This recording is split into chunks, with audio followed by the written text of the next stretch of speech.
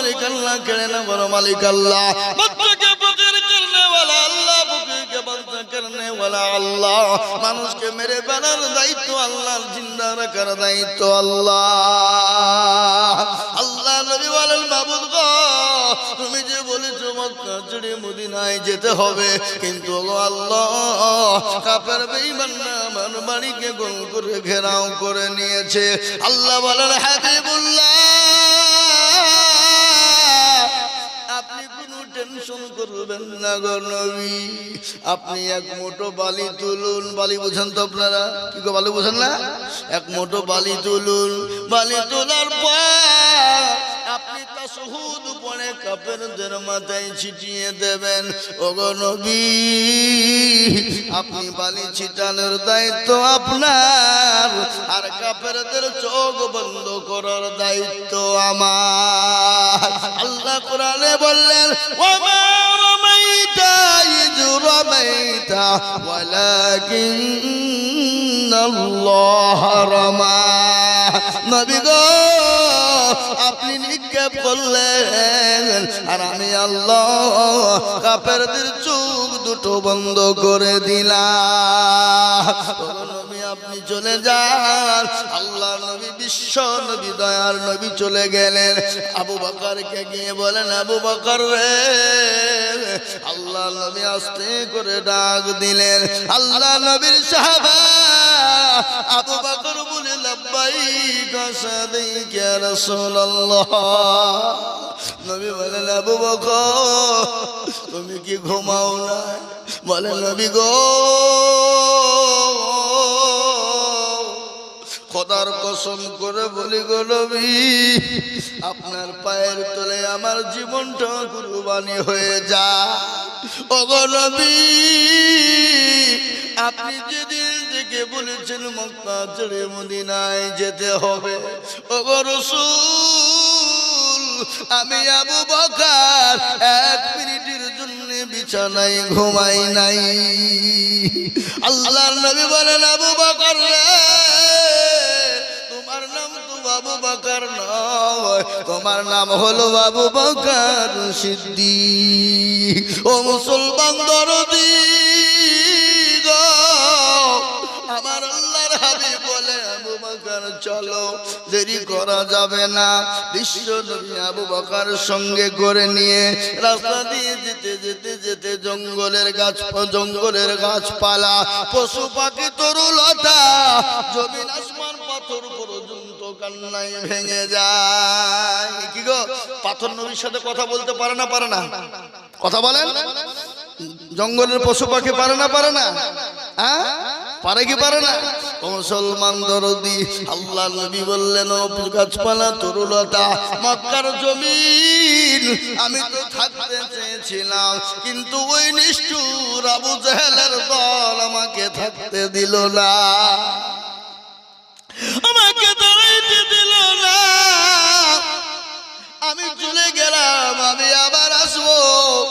বিশ্ব নবীর সাহাবা আবু বকর বললেন, আমি নবীর পায়ের দিকে লক্ষ্য করে দেখি, আমার হাবিবুল্লাহ যে রাস্তা দিয়ে যায় পাথরের উপর দিয়ে চলে, আমি দেখলাম লক্ষ্য করে পাথরগুলা তুলোর মতন নরম হয়ে যায়। সুবহানাল্লাহ বলবেন না? না বাড়িতে গিয়ে বলবেন নাকি? বিশ্ব নবীর পায়ের তলের পাথরগুলো তুলোর মতো নরম হয়ে যায়। হযরত আবু বকর সিদ্দিক আরো বলেন, আমি নবীকে যখন কোলে তুলে নিলাম, আমি নবীকে কোলে করে নিয়ে রাস্তা নিয়ে যাই পাথরের উপর দিয়ে, আমি আবু বকর আমার নবীকে কোলে তুলে নেওয়ার কারণে আমি আবু বকরের পায়ের তলের পাথর পর্যন্ত নরম হয়ে যায়। মুসলমান গো, আজকে নবীকে ছিল না, আজকে নবীকে মানো না, আজকে নবীর ধারণা, আজকে নবীর কত মনে পড়ে না, আজকে নবীর কত মনে হয় না যে নবী আপনার জন্য আমার জন্য মার খেলেন, যে নবী তাইফের ময়দানে রক্ত দিলেন, যে নবী আমাদের জন্য নিজের জন্মভূমি ত্যাগ করে গেলেন।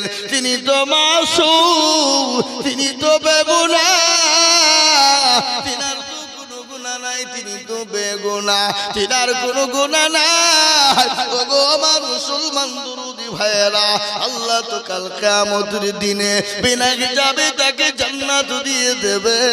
তারপরও তিনি কেন মার খেলেন? উম্মতি কি করে জাহান্নাম থেকে বাঁচবে, কি করে কবর থেকে বাঁচবে? আল্লাহ নবী, বিশ্ব নবী, দয়ার নবী, রহমাতুল লিল আলামিন মায়ের ঘরে একদিন তিনি শুয়ে আছেন। হঠাৎ করে গভীর রজনীতে তিনি উঠে পড়লেন। ওঠার পরে তিনি এক পা করে জান্নাতুল বাকির দিকে তিনি রওনা হয়ে গেলেন। আল্লাহ নবী তিনি জান্নাতুল বাকিতে চলে গেলেন। জান্নাতুল বাকিতে যাওয়ার পর নবীজি 2 রাকাত নামাজ আদায় করলেন। জান্নাতুল বাকিতে নামাজ পড়ে আল্লাহর কাছে দুখানা হাত উঁচু করে তুলেছেন। এদিকে মা আয়েশা দেখলেন নবী নেই, রাসূল আমার নেই, আমার হাবিবুল্লাহ কোথায় গেল? কোন বিবির ঘরে গেল নাকি? মেয়েদের মনে কোন সন্দেহ আছে না নাই? জোরে বলুন। এই মেয়েদের ভিতরে সন্দেহ আছে না নাই? একজনের যদি 2টো বিবি হয় আরো সন্দেহ আছে না? ওকে বেশি দিয়ে দিল নাকি? না তাকে কি দিল, আমাকে তো বেশি ভালোবাসে নাকি? আর একজনা যদি মরিয়ে যায় ওপর কানবে বলে সতীনু হইল, ভালোই হইল, 2খান কথা আমার হইল। বুঝবে না কত বলে ওপর কান্দ নেই। বাবুজি, নারীদের মন বোঝা বড় মুশকিল। ওগো মুসলমান, আজকে আপনাদেরকে শোনাই নারী জাতি কমলতি, নারী জাতি কমলতি, কে বা মন্তর জানে, আর প্রেমের রশি গলায় দিয়ে আস্তে আস্তে টানে, ঠিক না? শহরে বাজারে দেখো নারীদের ঢল, শহরে বাজার দেখো মেয়েদের ঢল, আর পর্দাবিহীন চলে তারা করে ঝলমা, করে না? নারীরা নিজেকে আশিকে বানায়, দেশটা আজ ধ্বংস হলো নারীর বেপরদায়। বসেন আপনারা, আমি আপনাদেরকে শোনাই বাবা। আজকে শুনেলেন আপনার, চলে যান ইসলামপুর বাজারে, চলে যান হরিহারপাড়া বাজারে, এখন মেয়েদের সমাগম বেশি, ঠিক না? বাজারে দোকানে বেশি। স্বামীকে বলছো তুমি বাজার করতে পারো না, দেখি বাজার হয় কি গো, ঠিক না বেঠি? তুমি কান্না, তুমি কি বাজাচ্ছি না খামা খায়। এই বাবজি, আমি আপনাদেরকে শোনাবো আল্লাহ নবীর বিবি মা আয়েশা, তিনি দেখলেন নবী তো নেই, কোন বিবির ঘরে গেল না। তিনি এক পা করে সমস্ত বিবির ঘরে তিনি চেক করে দেখলেন নবী কোন বিবির ঘরে নাই, কোথায় গেল? আল্লাহ নবী নিয়ে দেখছেন জান্নাতুল বাকিতে তিনি কান্না, আপনার কান্নায় করছেন, হাতটা উঁচু করে দিয়েছেন। কেন তিনি হাতটা উঁচু করে দিলেন? কেন তিনি কান্না করলেন? তিনি তো বেগুনা, তিনার কোনো গুনাহ নেই। আচ্ছা বলুন রে বাপ, ও রুহার পাড়ার মুসলমান, নবীর কোনো গুনাহ আছে নাকি? ছিল বলুন, নবীর কোনো গুনাহ ছিল? কথা বলে না। নবীর কোনো গুনাহ ছিল? নবী তো বেগুনা, তিনি তো মাসুম, তিনার কোনো গুনাহ নাই। তারপরও তিনি জান্নাতুল বাকিতে এক পা করে আগিয়ে গেলেন। জান্নাতুল বাকিতে যাওয়ার পর নবীজি হাত তুললেন কার দরবারে, আর আল্লাহ দরবারে দোকানে হাত তুলে উঁচু করে তুললেন। মা আয়েশা রাদিয়াল্লাহু তাআলা আনহা তিনি পেছনে দাঁড়ানো। আল্লাহর নবী হাতটা তুলে বলছেন, পরওয়ারদিগার আলম মাবুদ মাওলা, আমার উম্মতের জীবনের গুনাহকে তুমি maaf করে দাও গো আল্লাহ। ইয়া আল্লাহ, আমার উম্মতি কবর থেকে বাঁচতে পারবে না, কবর বড় কঠিন, কবর বড় ভয়ঙ্কর। আজকে দুনিয়া জমিনে আপনি ঘুমাইবেন, এই ছেলে ও মুসলমান, কারেন্ট কিন্তু ওই কবরে কিন্তু আপনার লাইট নাই, বাল্ব নাই, কোন রকম বিছানা নাই, গদি নাই, কোন রকম কোন জিনিস পাওয়া যাবে না। আজ আমি বলবো বিশ্ব নবী নবী বললেন, হায় রে আমার উম্মতি, কবর থেকে কি করে বাঁচবে গো মাওলা। আল্লাহর নবীকে আল্লাহ নবী হাত তুলে দোয়া করলেন, আল্লাহ আমার উম্মতির জীবনের গুনাহকে মাফ করে দাও। আল্লাহ বলেন, হাবিবুল্লাহ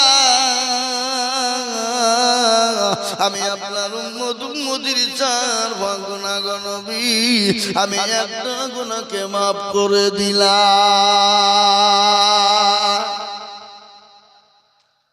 একটা গুনাহ মাফ। কিন্তু বিশ্ব নবী তিনি তো বন্ধ করলেন না, আবার হাতটা তুলে বলছেন, পরওয়ারদিগারে আলম আমার উম্মতির একটা গুনাহ মাফ করলে হবে না। ওগো আল্লাহ আমার উম্মতির জীবনের গুনাহগুলোকে তুমি মাফ করো। আল্লাহ বলেন, হাবিবুল্লাহ আমার দোস্ত, আমি আপনার উম্মতির 4 ভাগ গুনার মধ্যে আমি 3টে গুনাহকে মাফ করে দিলাম গো নবী, কিন্তু একটা গুনাহ জীবনও কোনোদিন মাফ করব না। সব গুনাহ আল্লাহ মাফ করবে, কিন্তু একটা গুনাহকে মাফ করবে না। সেটা কোন গুনাহ জোরে বলো? শিরকের গুনাহ। এর হার পড়ার লোক শিরক করে নাকি? এই দেশে শিরক আছে? শিরক কাকে বলে একটু বলে যায় ভাই, বলবো না শিরক? আল্লাহু আকবার। শিরক কাকে বলে? আল্লাহ কোরআনে বলেছেন, না শিরকানা জুলমুল আযীম, সবথেকে বড় গুনাহ হলো শিরকের গুনাহ। কিসের গুনাহ? আরো জোরে বলুন। সবথেকে বড় গুনাহ হলো শিরকের গুনাহ। আল্লাহ ইচ্ছা করলে আপনার সব ক্ষমা করে দিতে পারেন, কিন্তু শিরকের গুনাহ জীবনও কোনোদিন ক্ষমা হবে না। শিরক কাকে বলে বাপজি ভাইয়েরা, মা বোনেরা একটু কান করে শুনে নাও রে মা। শিরক কাকে বলে? যাদের 8-10 বছর বিয়ে হয়েছে, বাচ্চা হয়নি, তালতলা, বেলতলা, গাছতলা, মেহেদিতলা, খড়খড়িয়া, ললডাঙ্গা, পেয়ারডাঙ্গা, হালাহাদি, হানফি, শাফি, মালিকি, কুষ্টিগিরি, ছোট পীর, বড় পীর, হঠাৎ পীর, বালিশ পীর, ডাল পীর, কানা পীর, দাজ্জাল পীর, ল্যাংটা পীর, খিচুড়ি পীরের দরবারে গিয়ে যদি বলো মেরে খাজা গোদ মে লড়কা বানা দো, আল্লাহ বলছে তোকেও ফাটাবো, খাজাকেও ফাটাবো। সন্তান দেওয়ার মালিক এই জোরে বলুন কে? আল্লাহ বলেছে, কাউকে বেটা দিই তো বিটি দিই না, কাউকে বিটি দিই তো বেটা দিই না, কাউকে বেটাও দিই বিটিও দিই, আবার কাউকে কিছুই দিই না। ইন্নাল্লাহা আলা কুল্লি শাইইন কাদির। এই বাবা, বাচ্চাদার মালিককে জোরে কর না আল্লাহ। আজকে আমাদের দেশের অনেক আছে নামাজ নাই, রোজা নাই, কুল নাই, কলমা নাই, উত্তর দক্ষিণ কিছু নাই, কিন্তু বাবজি নামাজ পড়ে না, রোজা করে না, কিন্তু জট বাবা, দাদু বাবা, সাধু বাবা, গাজা বাবার দরবারে মাথা ঠকে আছে না নাই? এই বাঁকুড়া জেলা, আপনারা নাম জানেন তো? বাঁকুড়া জেলা চিনেন তো নাকি? শোনেন নাম? ওখানে একজন সাধু আছে। কি সাধু? মাথায় জট, দাড়িতে জট, গায়ে ছালার চট, এ বাবা মুচার দাড়ি এক জায়গায়। আমি মনে করি মাল যদি দই খাই তো দই ঢুকে কোন দিক দিয়ে? ও 2 দিকের মুচকে তো চাড়িয়ে ধরতে হবে নাকি? না তো দই ঢুকবে না। ওখানে দেখছি অনেক মা বোনেরা নামাজ নাই, রোজা নাই, কুল নাই, কলমা নাই, ওখানে গিয়ে সেজদা দেয়, আর পুকুর আছে, পুকুরে ডুব দেয়। আমি ঝাগো এই মা বোনেদের কাজ কি ওখানে ডুব দিচ্ছে কেন? বলে হুজুর আপনি জানেন না, যাদের বিয়ে হয়ে 4-10 বছর বাচ্চা হয়নি, তারা ওই পুকুরে ডুব মারলি বাচ্চা হবে। বুঝছো কি? ওই পুকুরে ডুব মারলে বাচ্চা হবে? বলে হ্যাঁ। তোবা তাহলে একটা কাজ করো, তোমরা বাঁকুড়ার যুবকেরা মিলে ওই পুকুরটাকে তোমাদের বুঝাতে হবে। বলে কেন বুঝাবো কেন? বুঝাবো কেন? আরে পাগলা, যদি না বুঝাও,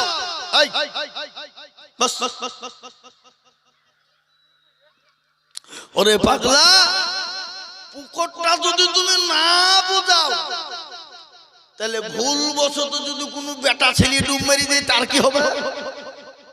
কি গো, তারও তো ছেলে হবে নাকি? কথা বললেন না? এই বাবজি আমার সোনারা, তাহলে বাবজি সুনামার শিরিক এগুনা আল্লাহ এগুনা আল্লাহ কোনোদিন মাফ করবে না বাপ। সব গুনাহ আল্লাহ ইচ্ছা করলে মাফ করে দিতে পারে, কিন্তু শিরকের গুনাহ আল্লাহ কোনোদিন মাফ করবে না বাপ। তাই আমি আপনাদেরকে অনুরোধ করে বলবো বাপজি ভাইয়েরা, মা কানারা, বোনেরা, আল্লাহ আপনাকে ইচ্ছে করলে সব কিছু দিয়ে মাফ করে দিতে পারে, কিন্তু জীবনে যতদিন বেঁচে থাকবেন কোনোদিন শিরক করব না। ও মুসলমান দরদি গো, 2 নম্বর আল্লাহর নবী হাত তুলে দোয়া করে বললেন, ইয়া আল্লাহ, ইয়া রব্বুল আলামিন, পরওয়ারদিগার, ইয়া আল্লাহ, আমার উম্মতদেরকে তুমি ধ্বংস করে দিও না, বরবাদ করে দিও না।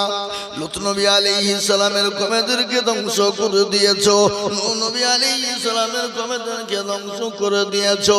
আল্লাহ, আমার উম্মতদেরকে ধ্বংস করে দিও না। আল্লাহ বলেন, নবী গো, আমি আপনার উম্মতদেরকে ধ্বংস করব না। কখনো জলকম্প দেব, কখনো ভূমিকম্প দেব, কখনো বৃষ্টি দেব, কখনো অনাবৃষ্টি দেব, কখনো মাঠ ভরা ফসল দেব, কখনো মাঠ ভরা ফসল দেব না। ওগো নবী, তারা যেটা পাবে সেটা জানে শুকরিয়া আদায় করে নিতে পারে। আজকে আমাদের শুকরিয়া নাই বাপ, শুকরিয়া আছে? কথা বলেন আছে? আজকে শুকরিয়া নাই। ব্যবসা যদি ভালো হয়, লাভ হয়, আল্লাহ কত ভালো রে। আর 1 বছর যদি ব্যবসায় লাভ হয়, আর বক্তাকারী ইউসুফ সাহেব যদি বলে, রোহার পাড়া মাদ্রাসা থেকে এসেছি গো, কিছু পাট দাও, বলে এই বলবি, এই পাট লাগিয়ে ধুইছিলি, পাট নিতে বলে না, বলে না, ধরে বলো। আল্লাহ কোরআনে বললেন, লাইন শাকারতুম লাযীদান্নাকুম ওয়া লাইন কাফারতুম ইন্না আযাবী লাশাদীদ। ও মুসলমান, আল্লাহ কোরআনে বললেন, তোমরা শুকরিয়া আদায় করবে, যেটা করবা না শুকরিয়া করবা তো তোমাকে জাহান্নামের ভিতরে নিক্ষেপ করা হবে। ও মুসলমান গো, আল্লাহ বললেন, নবী গো, আপনার উম্মতদেরকে শুকরিয়া আদায় করতে বলবেন, যদি না শুকরিয়া করে আমি আল্লাহ তাদেরকে ধ্বংস করে দেব, আমি জাহান্নামে নিক্ষেপ করে দিব। কিন্তু আপনার উম্মতদেরকে কখনো কিছু আমি সঙ্গে ধ্বংস করব না। জলকম্প, ভূমিকম্প, বৃষ্টি অনাবৃষ্টি, মাঠ ভরা ফসল, ব্যবসা দিয়ে আমি আল্লাহ তাদেরকে পরীক্ষা করব। 2 নম্বর হলো, 3 নম্বরে বিশ্ব নবী হাত তুলে দোয়া করে বলে, আল্লাহ, কিয়ামতের দিনটা এত বড় কঠিন, এত বড় ভয়ঙ্কর, এত বড় কঠিন হবে গো বাবু, যেদিন কেউ কাউকে চিনতে পারবে না। বিবি তার স্বামীকে চিনবে না, স্বামী তার বিবিকে চিনবে না, দোস্ত তার দোস্তকে চিনবে না, বন্ধু তার বন্ধুকে চিনবে না, ভাই তার ভাইকে চিনবে না। কোরআন বলে দিলেন, ইয়াউমা ইয়াফিরুল মারউ মিন আখি ওয়া উম্মিহি ওয়া আবি ওয়া সাহিবাতিহি ওয়া বানি। কিয়ামতের দিন কেউ কাউকে চিনতে পারবে না। মাবুদ গো, আমার বিবি খাদিজাকে আমার সঙ্গে তুমি জান্নাতি করো। বিশ্বনবী দোয়া করলেন কার জন্য? হযরত বিবি খাদিজাতুল কুবরা রাদিয়াল্লাহু তাআলা আনহার জন্য। পেছনে ছিলেন কে? জোরে বলুন কে? হযরত মায়ের সঙ্গে সঙ্গে তিনি ওখান থেকে বেরিয়ে গেলেন। আল্লাহ নবী দোয়া শেষ করে তিনি বাড়ি গেলেন। বাড়িতে যাওয়ার পরে আয়েশাকে বললেন, আয়েশা, সালাম খানা দিয়েছেন, আচ্ছা বলুন তো বিবিকে সালাম দেওয়া যাবে কি যাবে না? এই যাবে না, যাবে না, জায়েজ না না জায়েজ, হালাল না হারাম? তাহলে কারা কারা দেন একবার হাত তুলে দেখান দেখি। মিছা কথা বলে হাত তুললে হবে না। তুমি তো দিবা, তুমি আমার সাথে ঘুরিয়ে বেড়েছো, তুমি দিবা না? এই দেখেন, আল্লাহু আকবার। তাহলে এই 2-3 জন তুললো। আজকে বাড়িতে নিয়ত করেন, বাড়িতে গিয়ে একবার ডাইরেক্ট গিয়ে মারবেন সালাম। মারবেন তো নাকি ইনশাআল্লাহ? চোখ মুজে মেরে দিবেন। বিবি একটু হাসবে না, বাবা মিনশা আবার মৌলবি হয়েছে গোবারে, 1 দিন 2 দিনে হাসবে। কিন্তু বাবজি আমার সোনার লালেরা, স্বামী স্ত্রীর মহব্বত আল্লাহর বড় নিয়ামত। শোনাবো আপনাদেরকে, একটু বসুন। স্বামী স্ত্রীর মহব্বত আল্লাহর বড় নিয়ামত। আর নবী বলেছেন মহিলারা চারটে কাজ দুনিয়ায় করবে, জান্নাতের একটা দরজা দিয়ে চলে যাবে। সেটাও বলবো, কি গো বলবো না? সেটাও শোনাবো। আমি আপনাদেরকে বলবো মা বোনেরা তোমরা শোনো, তোমরা যদি দুনিয়ার জমিনে চারটে কাজ করো, জান্নাতের একটা দরজা দিয়ে ঢুকবা, কেউ তোমাদের বাধা দিতে পারবে না, কেউ তোমাদেরকে আটকাতে পারবে না, কেউ তোমাদেরকে আটকে রাখবে না। কিন্তু চারটে কাজ বড় সহজ কাজ, খুব সহজ। কি জোরে বলুন? চারটে সহজ। আজ আমি আপনাদেরকে বলবো বাবু দুরুদি মুসলমান আল্লাহওয়ালারা, আল্লাহর প্রেমিকেরা, আল্লাহ নবী দোয়া করে বললেন ইয়া আল্লাহ বিবি খাদিজাকে আমার সঙ্গে তুমি জান্নাতি করো। বিশ্ব নবী তিনি বাড়ি গেলেন, বাড়িতে গিয়ে বিবিকে সালাম দিয়েছেন। বিবি আয়েশার মুখটা বড় ভারী। নবী বলছেন আয়েশা তোমার মুখটা কেন ভারী? বলে নবী গো আপনি ওই বুড়ি খাদিজার জন্য দোয়া করলেন, আমরা বিবি আপনার কাছে কি ভালো না? কিন্তু বাবজি খাদিজা বুড়ি, তিনি তো বুড়ি হয়েছিল, কিন্তু নবীজি যখন বিবাহ হয়েছিল খাদিজার সঙ্গে তার বয়স কত ছিল জোরে বলুন তো ভাই, কে জানেন আপনারা? 40 বছর। আর আল্লাহ নবীর বিবাহ বয়স ছিল তখন কত জোরে বলুন? কত? 25। কিন্তু মা আয়েশাকে কবে বিবাহ করেছিলেন? নবীজির বিবি খাদিজা যতদিন দুনিয়ায় বেঁচে ছিলেন দ্বিতীয় বিবাহ তিনি কিন্তু দুনিয়ায় করেন নাই। করেছে গো? দ্বিতীয় বিবাহ করেছেন? করেন না।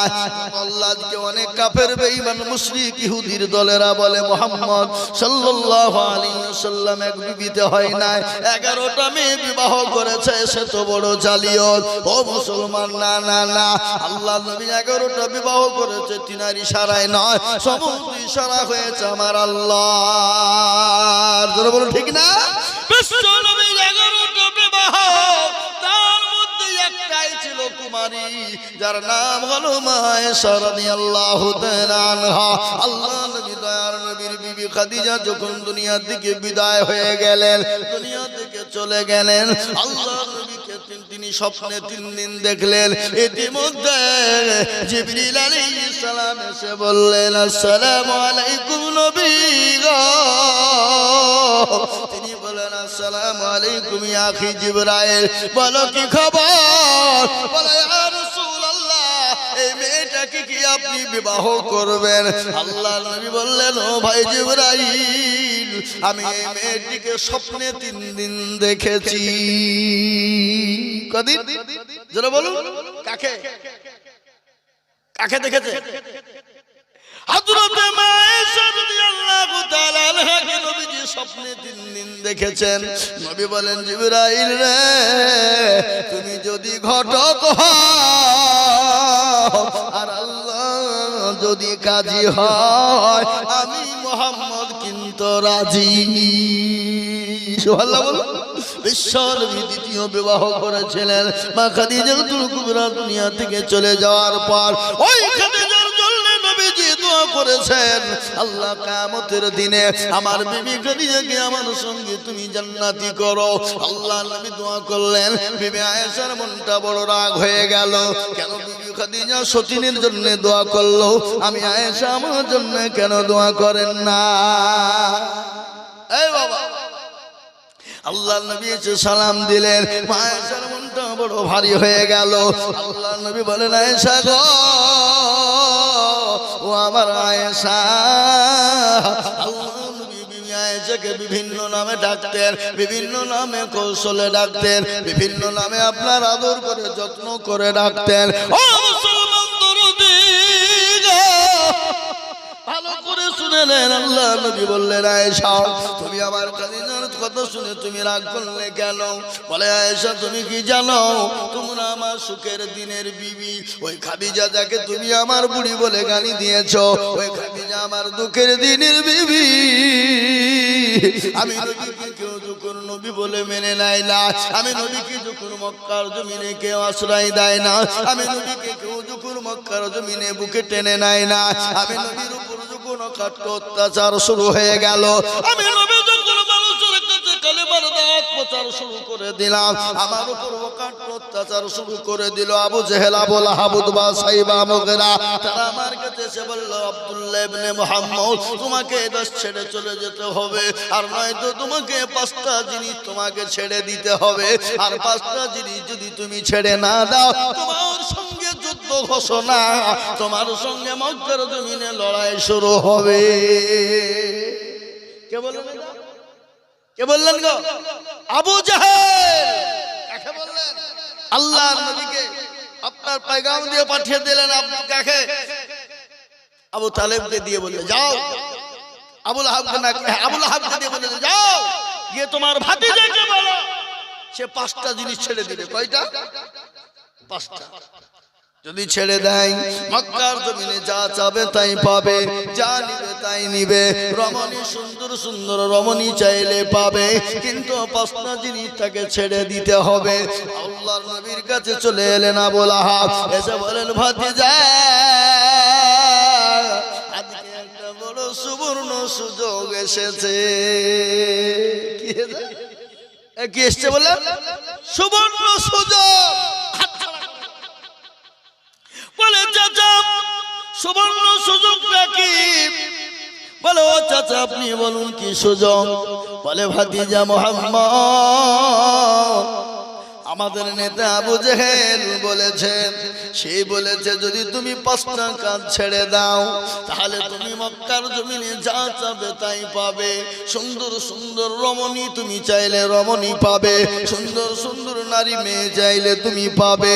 আল্লাহ নবী বললেন কি 5টা জিনিস? বলে 1 নম্বর নামাজ ছেড়ে দিতে হবে, মক্কার জমিনে তুমি ওপেন নামাজ পড়তে পাবা না। 2 নম্বর হলো তুমি কলমার দাওয়াত দিতে পাবা না। 3 নম্বর হলো তুমি দিনের প্রচার করতে পাবা না। 4 নম্বর হলো আবু জেহেলকে মূর্খ বলতে পাবা না। 5 নম্বর হলো তুমি মক্কার জমিনে কোরআন তেলাওয়াত করতে পাবা না। করা হলো বাবা? যারা বলুন এই 5টা কাজ তোমাকে মেনে নিতে হবে। যদি তুমি মেনে নাও তুমি যা চাইবে মক্কার জমিনে পাবে, আর যদি তুমি না মেনে নাও তাহলে তোমার সঙ্গে যুদ্ধ ঘোষণা হবে, তোমাকে রক্তপাত করা হবে মক্কার জমিনে। আল্লাহর নবী বলে হারে ইসলাম বলেছে ইসলাম তো শান্তির ধর্ম, ইসলাম তোমার পিঠকে পছন্দ করে না, ইসলাম তোমার পিঠকে পছন্দ করে না। আবু লাহাবকে বলল যা গো আপনি আবু জেহেলকে গিয়ে বলুন 5টা শর্ত মেনে নিবে, কিন্তু সে যদি আমার একটা শর্ত মেনে নাই। করা এরকম না করা? আবু লাহাব বলছি 5টা তুমি মেনে নিবা, তোমার একটা মানতে হবে। হ্যাঁ ঠিক আছে। আবু লাহাব দৌড়তে দৌড়তে গিয়ে আবু জেহেলকে বললেন, আবু জেহেল তো মূর্খ, বুঝলেন না? কি আবু জেহেল মূর্খ? আল্লাহর নবীর বিরুদ্ধে ও মুসলমান দরদি আবু লাহাব চলে গিয়ে আবু জেহেলকে বলল, আবু জেহেল রে ও আমাদের নেতা বেরিয়ে এসে বলে কি খবর? আজকে সুবর্ণ খবর, খবর ভালো খবর পেয়ে গেছি, আর জীবনেও কোনোদিন পাবা না। বলে কি খবর? বলে বড় খবর এসে গেছে, আমাদের মামার ভাই